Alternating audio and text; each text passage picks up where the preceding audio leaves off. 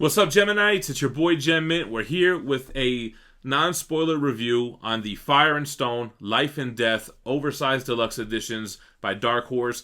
These are the Prometheus, Alien, Predator, and Alien vs. Predator stories. So stay tuned and we'll flip through it and we'll talk about the books.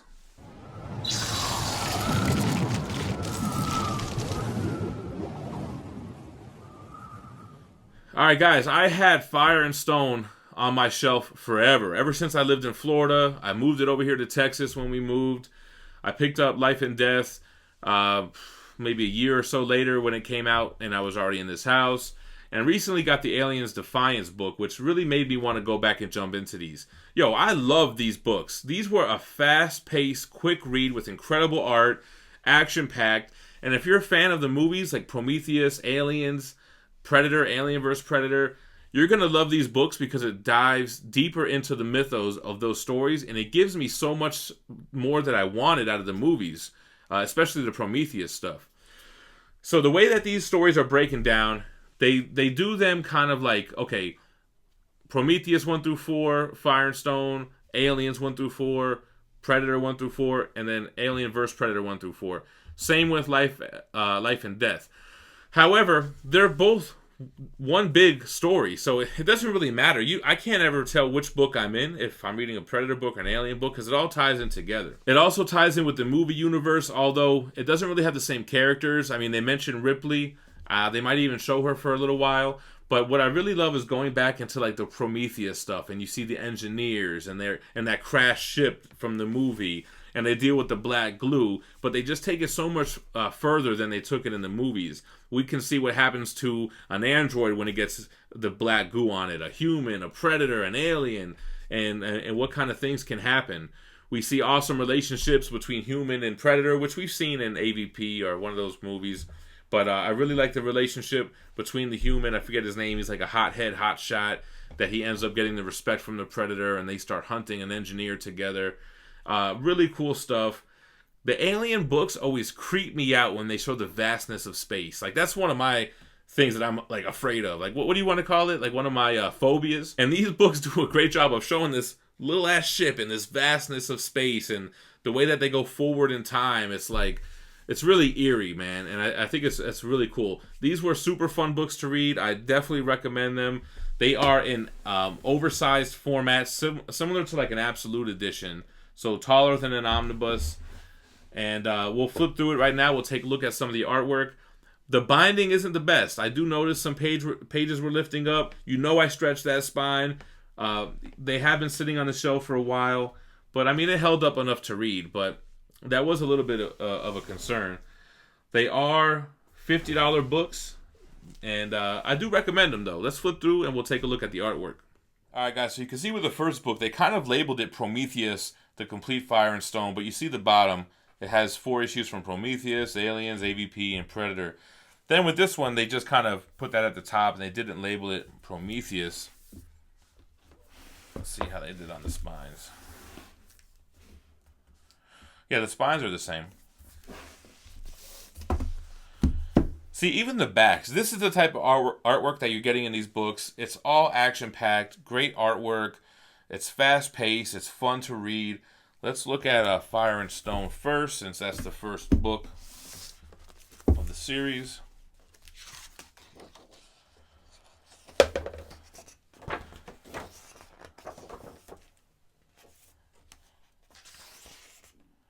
See, this kind of like shots from the movie, too. They find these little, what do you call them, spheres that have the face huggers in them.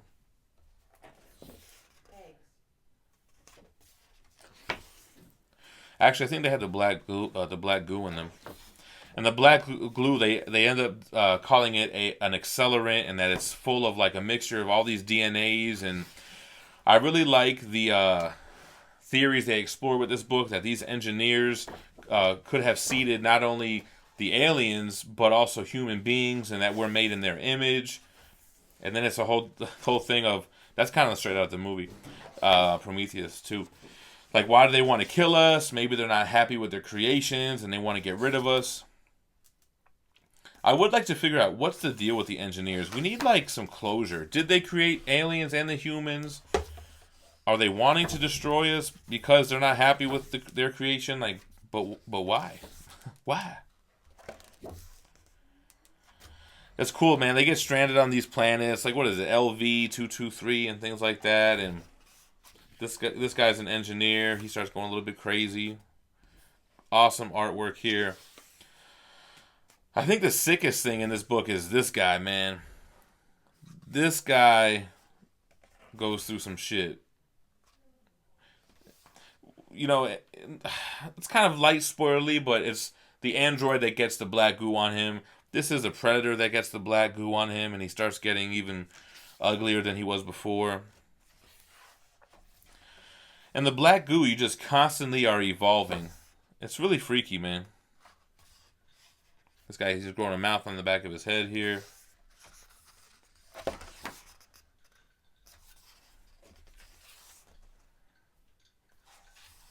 Awesome books. I think this is the guy I was talking about, the hotshot. What's his name? Like Galgo or something with a G. I can't really remember.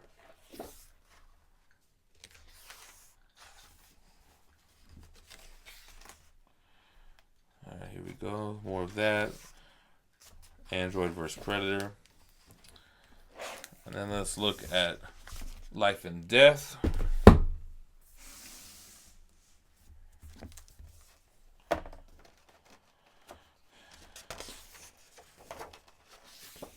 It's hard for me to remember what happened in each book because it really just feels like one big story. They're all connected to each other. And this deals with, the aftermath of what happened in the first book, though.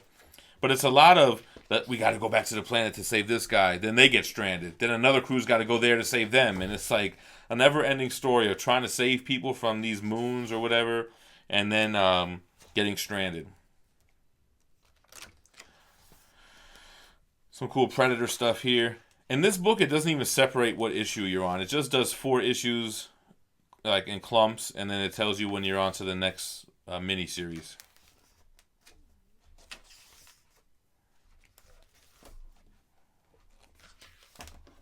But yeah, I really enjoyed these books. I think they were really fun. I really like the artwork. They don't make you think too much. Although, like I said, the engineer stuff and the creators or whatever, that was really cool. I think that was interesting stuff. That engineer's ship.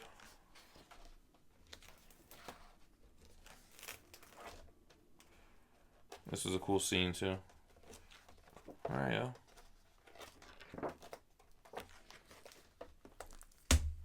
Alright guys, so that's just a quick overview / review of these books. More like a recommendation. I just got done reading them, and just wanted to give you guys my thoughts. Let me know what you think about Fire and Stone and Life and Death in the comments below. Make sure to drop me that like, and be subscribed to the channel. Hit the bell so you're notified when we drop new content, because we do every single day. Thanks for watching. Stay minty fresh. Peace.